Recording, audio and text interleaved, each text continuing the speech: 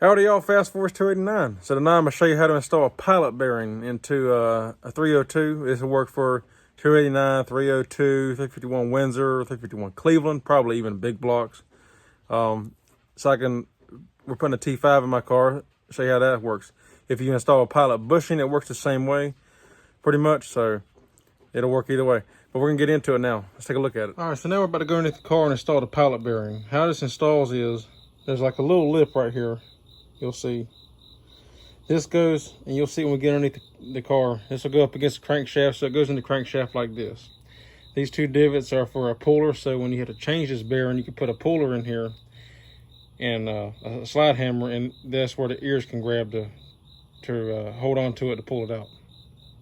Also, to drive it in, I just get a socket that's the same diameter as it, and that'll drive right on in. I also put a little bit of grease around here to help it slide in and help also prevent it from sticking, prevent it from rusting to the crankshaft. Okay, so the pilot bearing goes right in here. Make sure this surface is clean. Like mine was automatic, so it didn't have anything in here. So I went through with some sandpaper and cleaned this up. All right, so we'll grab a bearing. I put a light coat of wheel bearing grease on here to help it slide in easier.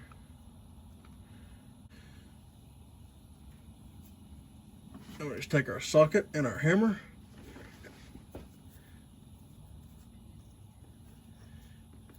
And hammer it on in.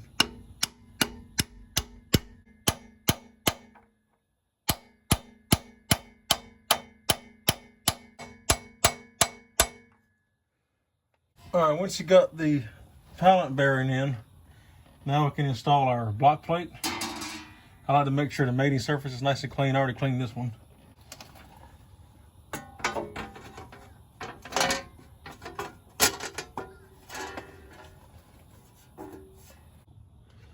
All right, so once you got your pilot bearing installed, we're going to put the flex plate up here now. Now, note this is heavy.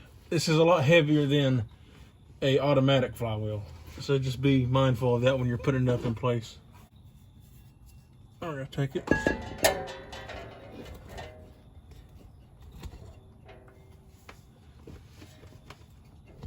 Set it up there like so. And when you're trying to find the right holes, because this flex plate will only go one way. You got to line these holes up. So once you put it up here, you can spin it. And I may have got lucky and got it on the first try. So I don't think so. They don't take much to misalign it. You'll know because you'll be able to get one in. I can already tell you it's not right. See, this here won't go in. So you just got to keep spinning it. And eventually you'll find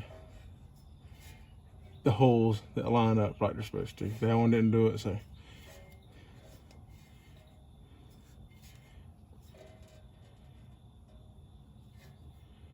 Once you got our holes lined up, I take one bolt and put in there.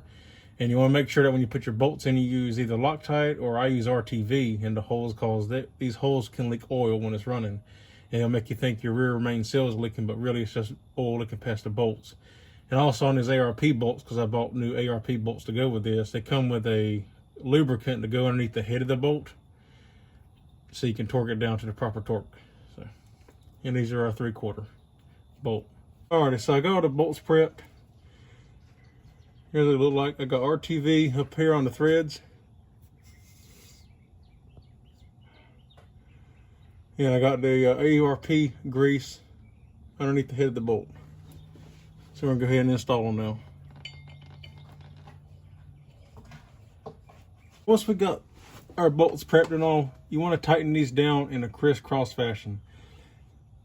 The book for a standard flywheel is 75 to 85 foot-pounds, but ARP says to tighten these to 85 foot-pounds, so that's what I'm going to do. But I'm going to split it.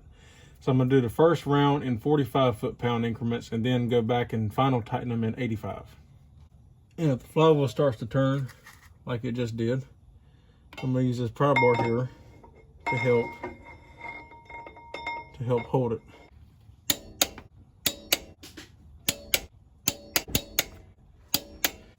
And now we'll go to 85 foot-pounds.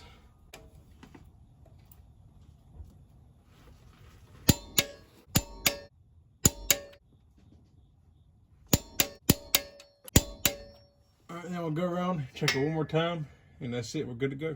All right, one thing you want to do after you get your flex plate bolted up and torqued down is you want to clean the surface. It's like doing brakes. When you get something new, like new rotors, you always want to spray it down with brake cleaner, carburetor cleaner, alcohol, something to get the grease off, the packing grease, to keep it from rusting.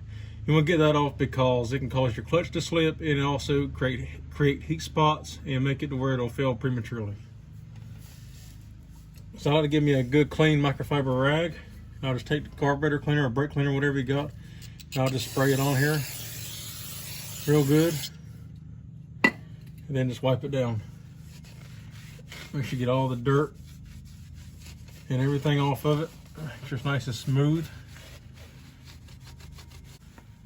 And also I cleaned my bolts up. I can't stand a mess, so I cleaned that up too after I torqued everything down. It looks a lot better. And now we're ready to put our pressure plate on. Also on the pressure plate, you want to do the same thing to the surface of the pressure plate as well.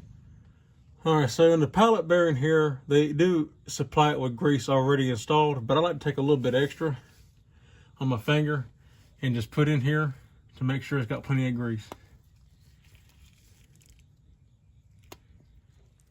Alrighty guys, well that's it. That's all there is to it. Once you put that grease in that hole and you got it all greased up, you're ready to go. You can go ahead and put your clutch and pressure plate and all that up and get that aligned properly, and then you're ready to go. Hope you all enjoyed the video. If you did, give it a thumbs up, and if you're not subscribed, consider subscribing. I'd appreciate it. And as always, thank y'all for watching. Y'all be safe out there, and I'll see you in the next one. Take care.